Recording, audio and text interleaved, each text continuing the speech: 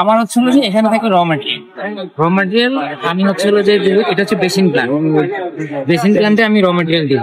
Basin plan আমি একটু শর্টে বলি, বলেন, সমস্যা নেই, বুঝবো আমরা। বেসিন প্ল্যান থেকে আমি হচ্ছিল যে এলিভেটেড হোপারের মাধ্যমে আমি মিক্সারে দিই। মিক্সারে আমার রেশিও অনুযায়ী সিমেন্ট অ্যাড হবে, কত পার্সেন্ট সিমেন্ট আমি অ্যাড করবো, আমার ম্যাটেরিয়ালের পিএসআই কত করবো এটা তার উপর ডিপেন্ড করবে। তারপরে এখানে মিক্সিং হয়ে এইটা হলো মেইন ব্লক মেশিন। এই ব্লক মেশিনে এসে প্রোডাকশন হবে।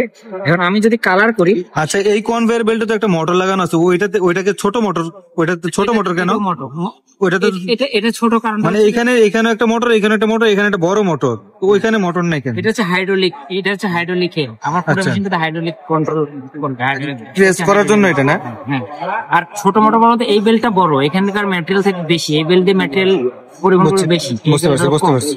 যার এটা হচ্ছে শুধু কালারের কারণ, কালার ফেসিং যদি আমি তখন আমার এটা বুঝতে পারছি, এটা কালারের জন্য। হ্যাঁ, যেমন আমি ছিল যে রিক্সের উপরে যখন আমি কালার করবো, কালার কোডেড দেওয়া আছে। জি,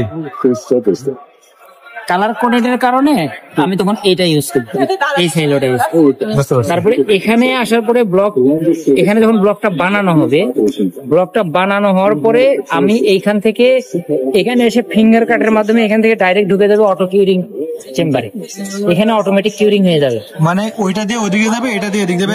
না, এখান থেকে ব্লকটা যখন মেকিং হবে তখন প্যালেট গুলাকে আমি এই ফিঙ্গার কাটের মাধ্যমে। বুঝতে পারছি। এটা কি খালি প্লেট? এটা খালি, আর ওইটা হচ্ছে প্রোডাকশন প্লেট। মানে এটা এইভাবে ঘুরতে থাকবে শুধু নাকি? হ্যাঁ, এখান থেকে এসে যখন এখানে ঢুকবে, এখানে ঢোকার পরে যখন কিউরিং কমপ্লিট হয়ে যাবে তখন আমি এখান থেকে বের করে আবার এখানে নিয়ে আসবো। এখানে এসে এটা হলো প্যাকিং মেশিন। বুঝতে পারছি। এখানে প্যাকিং হয়ে যাবে। প্যাকিং হয়ে যাওয়ার পরে এখান থেকে আমি ডেলিভারি দেবো। পরে খালি প্যালেটটা, এমটি প্যালেটটা আবার ঘুরে আবার এই মেশিনে চলে যাবে। একদম ক্লিয়ার।